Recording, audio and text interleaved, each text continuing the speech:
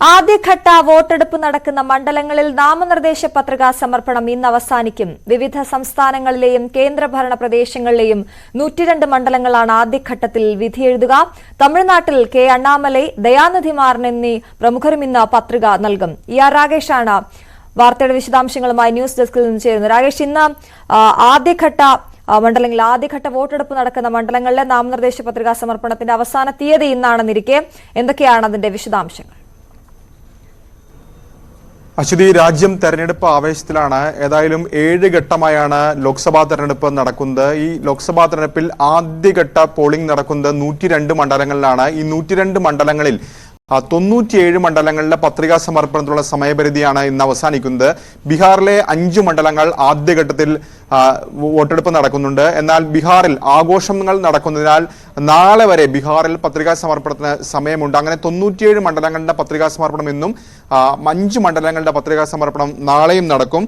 ഏതായാലും പ്രധാനപ്പെട്ട സംസ്ഥാനങ്ങൾ ജനവിധി എഴുതുന്നത് തമിഴ്നാടാണ്. ഏറ്റവും കൂടുതൽ സീറ്റുകളിൽ നാളെ അല്ലെങ്കിൽ ആദ്യഘട്ടത്തിൽ വിധി എഴുതുന്ന സംസ്ഥാനം. 39 സീറ്റുകളിലും തമിഴ്നാട്ടിൽ വോട്ടെടുപ്പ് നടക്കുന്നുണ്ട്. മറ്റ് സംസ്ഥാനങ്ങൾ ഇങ്ങനെയാണ്: അരുണാചൽ പ്രദേശിലെ 2 സീറ്റ്, അസമിൽ 5 സീറ്റുകളിലേക്ക് വോട്ടെടുപ്പ്, ബീഹാറിലെ 4 സീറ്റിലും ആദ്യഘട്ടത്തിൽ വിധി എഴുതും, ഛത്തീസ്ഗഡിൽ 1 സീറ്റ്, മധ്യപ്രദേശിൽ 6, മഹാരാഷ്ട്രയിൽ 5, മണിപ്പൂർ 2, മേഘാലയ 2, മിസോറം 1, നാഗാലാൻഡ് 1, രാജസ്ഥാൻ 12, സിക്കിം 1, ത്രിപുര 1, UP 8, ഉത്തരാഖണ്ഡ് 5, പശ്ചിമ ബംഗാൾ 3 എന്നിങ്ങനെയാണ് 17 സംസ്ഥാനങ്ങളാണ് ആദ്യഘട്ടത്തിൽ വോട്ടെടുപ്പ് നടക്കുന്നത്. ഒപ്പം ആൻഡമാൻ നിക്കോബാറിലെയും ജമ്മു കശ്മീരിലെയും ലക്ഷദ്വീപിലെയും പുതുച്ചേരിയിലെയും മണ്ഡലങ്ങളിലും വോട്ടെടുപ്പ് നടക്കും. ഏതായാലും പ്രധാനപ്പെട്ട പല നേതാക്കളും പത്രികാ സമർപ്പണം പൂർത്തിയാക്കിയിരിക്കുന്നു. ഇന്ന് തമിഴ്നാട്ടിൽ BJPയുടെ സംസ്ഥാന അധ്യക്ഷൻ കെ അണ്ണാമലൈ പത്രിക നൽകുന്നുണ്ട്. കെ അണ്ണാമലൈ കോയമ്പത്തൂരിലാണ് മത്സരിക്കുന്നത്. കാരണം കോയമ്പത്തൂർ ഒരു പ്രധാനപ്പെട്ട അല്ലെങ്കിൽ എല്ലാ പാർട്ടികൾക്കും BJPക്ക് കാലങ്ങളായി അവിടെ ഒരു സ്വാധീനമുള്ള പ്രദേശമാണ് കോയമ്പത്തൂർ. പക്ഷേ അവിടെ കഴിഞ്ഞ തെരഞ്ഞെടുപ്പുകളിലൊക്കെ വിജയിച്ചു വരുന്ന DMK സഖ്യമാണ്. CPM ആണ് കഴിഞ്ഞ തവണ അവിടെ വിജയിച്ചിരുന്ന PR നടരാജനായിരുന്നു MP. പക്ഷേ ഇത്തവണ സീറ്റ് DMK എടുത്തിരിക്കുകയാണ്. പകരം ഡിണ്ടിഗൽ സീറ്റ് CPM നൽകുകയും ചെയ്തിട്ടുണ്ട്. അപ്പോൾ DMK ഏറ്റെടുത്തൊരു സീറ്റിലേക്ക് കെ അണ്ണാമലൈ അവിടെ സ്ഥാനാർത്ഥിയായി വരുന്നു എന്നുള്ളത് പ്രത്യേകതയാണ്. ഒപ്പം ADMKയ്ക്കും പരമ്പരാഗതമായ ഒരു ശക്തി കേന്ദ്രമാണ് കോയമ്പത്തൂർ അടക്കമുള്ള മേഖല. അപ്പോൾ അവിടെ ഒരു ത്രികോണ പോരാട്ടം നടക്കുന്നു. കാരണം DMK സ്ഥാനാർത്ഥിയായി വരുന്നത് കോയമ്പത്തൂർ മുൻ മേയറായ ഗണപതി രാജ്കുമാറാണ്. ഒപ്പം ADMKയിൽ നിന്ന് സിംഗൈ രാമേന്ദ്രനും മത്സരിക്കുന്നു. അപ്പോൾ ഏതായാലും അണ്ണാമലൈ ഇന്ന് പത്രിക നൽകുകയാണ്. ത്രികോണ പോരാട്ട ചൂടിലാണ് ഏതായാലും കോയമ്പത്തൂരുള്ളത്. ഒപ്പം ദയാനിധി മാറൻ മുൻ കേന്ദ്രമന്ത്രിയാണ് അദ്ദേഹം ചെന്നൈ സെൻട്രൽ വീണ്ടും മത്സരിക്കുന്നുണ്ട്. DMKയുടെ കൂടി ഭാഗമായ VCKയുടെ നേതാവ് തോൾ തിരുമാവളവൻ അദ്ദേഹം ചിദംബരം മണ്ഡലത്തിലാണ് മത്സരിക്കുന്നത്. അദ്ദേഹം ഇന്ന് പത്രിക നൽകുന്നുണ്ട്. മയിലാടുതുറയിലെ സ്ഥാനാർത്ഥിയെ കോൺഗ്രസ് പ്രഖ്യാപിച്ചത് ഇന്നലെയാണ്. R സുധയാണ് അവിടെ സ്ഥാനാർത്ഥി. സ്വാഭാവികമായും അവരും ഇന്ന് ഏതായാലും പത്രിക നൽകും. ADMK അടക്കമുള്ള പാർട്ടികളുടെ നേതാക്കൾ തിങ്കളാഴ്ച പത്രികാ സമർപ്പണം നടത്തിയിരുന്നു. ഒപ്പം O പനീർശെൽവം സ്വതന്ത്രനായി മത്സരിക്കുന്നു എന്ന പ്രത്യേകത കൂടിയുണ്ട്. പ്രത്യേകിച്ച് DMKയിൽ പിളർപ്പിൽ അദ്ദേഹത്തെ DMK പിന്നീട് പുറത്താക്കിയിരുന്നു, സംഘടനാ തലത്തിൽ നടപടിയെടുത്തിരുന്നു. അപ്പോൾ O പനീർശെൽവം സ്വതന്ത്രനായി മത്സരിക്കുന്നത് രാമനാഥപുരം മണ്ഡലത്തിലാണ്.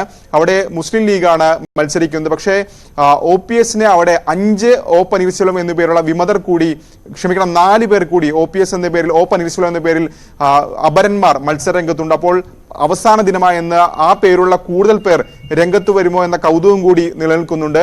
ഏതായാലും നിലവിൽ സ്വതന്ത്രനായാണ് മത്സരിക്കുന്നത്. BJP അവിടെ സ്ഥാനാർത്ഥിയെ പ്രഖ്യാപിച്ചിട്ടില്ല.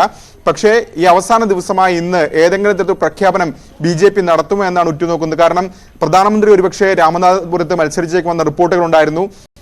ധനമന്ത്രി നിർമ്മല സീതാരാമൻ ഒരുപക്ഷെ രാമനാഥപുരത്തേക്ക് മത്സരിക്കാൻ എത്തിയേക്കുമെന്ന റിപ്പോർട്ടുകൾ ഉണ്ടായിരുന്നു. അപ്പോൾ BJP അവസാന നിമിഷം അവിടെ ഏതെങ്കിലും തരത്തിൽ സ്ഥാനാർത്ഥിയെ പ്രഖ്യാപിക്കുമോ എന്നടക്കമുള്ള കാര്യങ്ങൾ ഉറ്റുനോക്കുന്നുണ്ട്. ഏതായാലും നിലവിൽ O പനീർശെൽവത്തിന് അവിടെ BJP പിന്തുണ പ്രഖ്യാപിക്കുകയും ചെയ്യാത്തൊരു സാഹചര്യം കൂടി നിലവിലുണ്ട്. ഏതായാലും ഇന്നത്തോടുകൂടി പത്രികാ സമർപ്പണം പൂർത്തിയാക്കി സ്വാഭാവികമായും പ്രചാരണ പരിപാടികൾ ശക്തമാകാൻ തന്നെയായിരിക്കും മുന്നണികളുടെ തീരുമാനം. അശ്വതി, ഇത്തരത്തിൽ ഇന്ന് 102 മണ്ഡലങ്ങളിൽ ഇന്ന് വരെ പത്രിക നൽകാമെന്ന് പറയുമ്പോൾ തെരഞ്ഞെടുപ്പ് ചിത്രം വ്യക്തമാവുകയാണെങ്കിൽ പൂർണ്ണമാവുകയാണ്.